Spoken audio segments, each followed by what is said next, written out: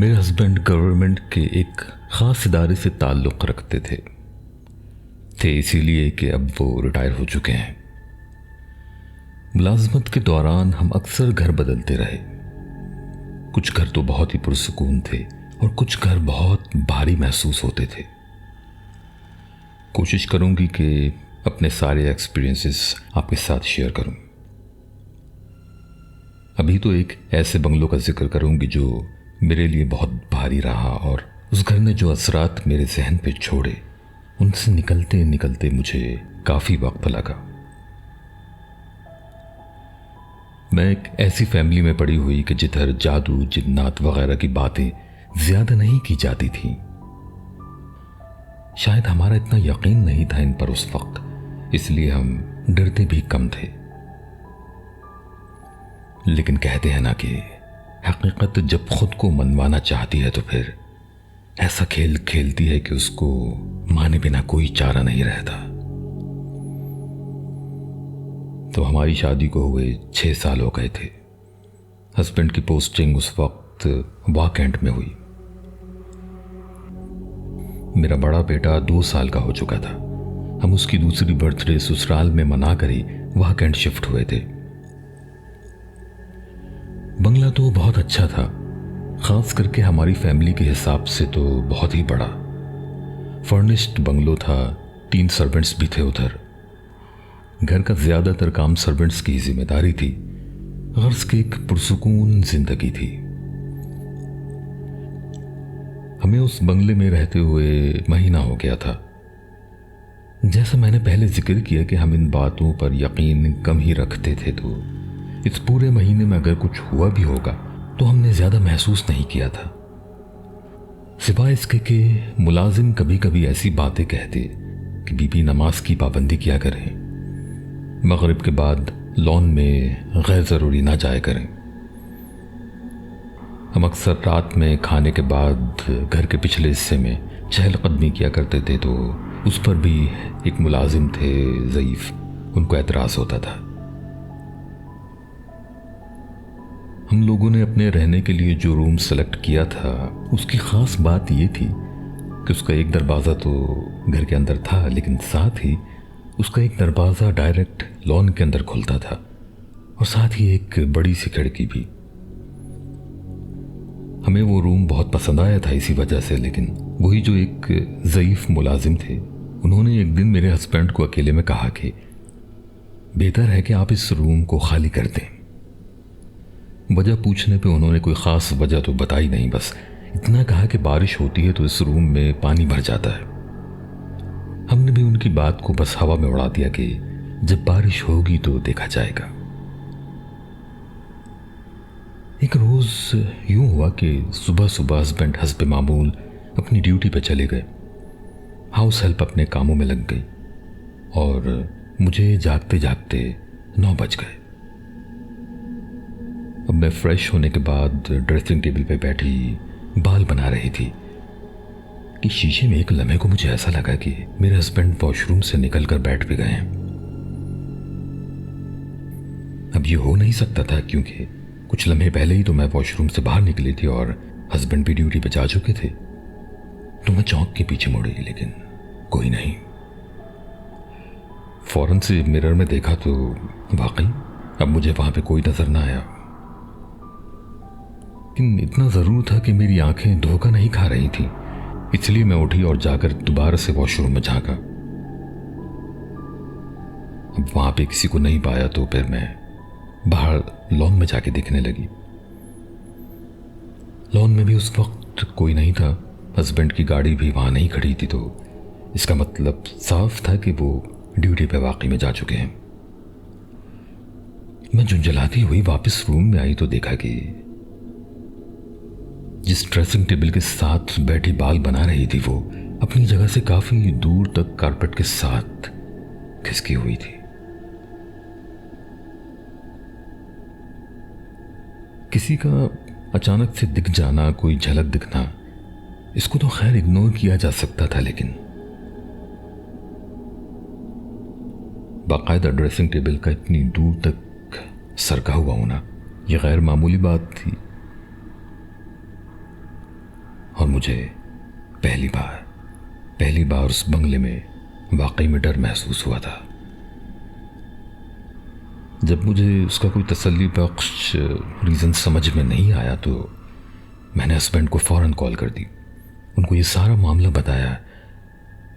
मेरी बात सुनते सुनते वो चुप हो गए। मुझे ऐसा लगा कि वो कुछ जानते हैं, कुछ छुपाने की कोशिश कर रहे हैं। लेकिन थोड़ी देर बाद कहने लगे कि तुम परेशान मत हो, जाकर ड्राइंग रूम में बैठो, मैं कोशिश करूंगा जल्दी आने की। मुझे लगा कि उनके समझ में शायद कुछ बात तो आई है, लेकिन इस तरह से कुछ नहीं बोले कि घर में मैं अकेली थी।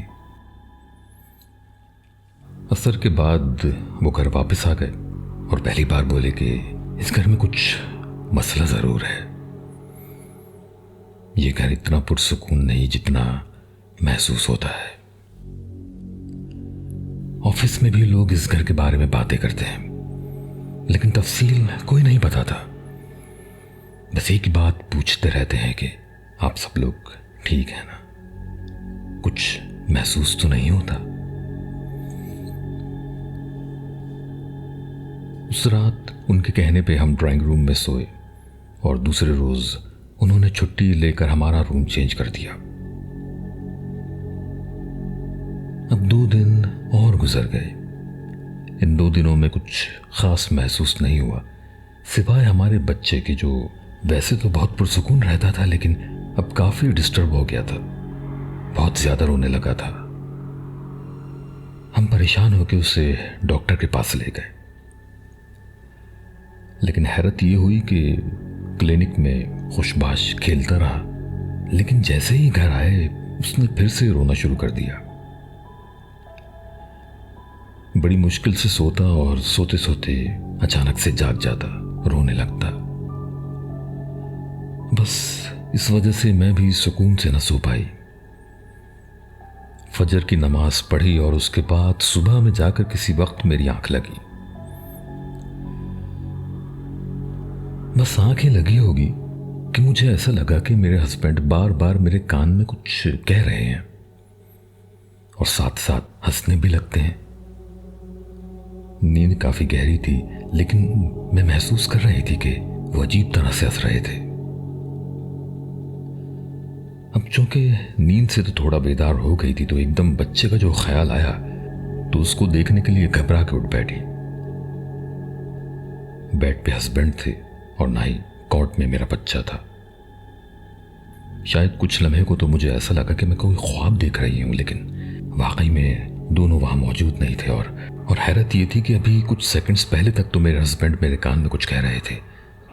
उस वक्त अपने बच्चे को वहां ना पाकर मैं वाकई में बहुत डर गई थी। मैं जैसी जागी थी उसी हालत में घबरा कर रूम से बाहर निकली और सामने ही गार्डन में मेरे सर्वेंट मेरे बेटे को गोद में लिए टहल रहे थे। न जाने क्यों मैंने इतना ऑड बिहेव किया कि जाकर उनसे अपने बेटे को छीन लिया और ज़ारों कतार रोना शुरू कर दिया। वो भाई भी घबरा गए और उन्होंने जल्दी जल्दी मेरे हस्बैंड को कॉल कर दी। कोई घंटे आधे घंटे तक हस्बैंड भी घर वापस आ गए। तब तक मैं वहीं लॉन में खड़ी अपने बेटे को खुद से चिमटाई रोती रही। वो आए तो मुझे जबरदस्ती रूम में ले गए, पानी पर दम करके मुंह पर छिड़कते रहे, कुछ पढ़ के फूंकते रहे। और ये सब मुझे याद नहीं, ये सब तो उन्होंने मुझे बाद में बताया था। हुआ यूं था कि उस दिन उनकी छुट्टी थी, तो जब वो जागे तो नाश्ता लेने के लिए घर से बाहर निकल गए।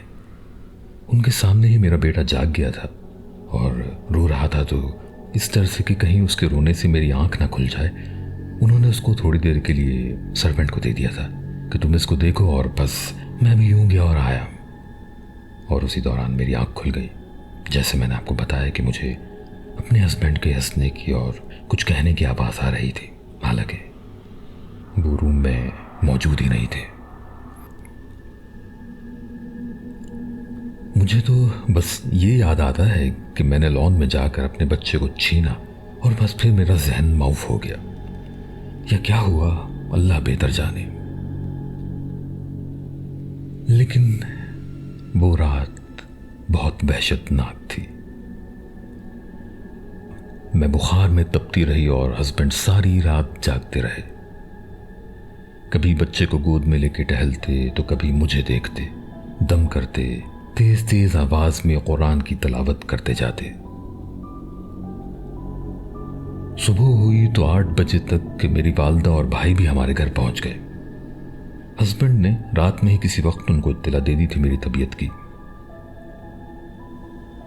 उस वक्त मैं अम्मी को तो पहचान गई, लेकिन न जाने क्यों भाई को नहीं पहचानी। उसका चेहरा देखती तो बहुत डर लगने लगता मुझे। उसका चेहरा ऐसा दिखता जैसे बिल्कुल स्याह कोयले की तरह हो।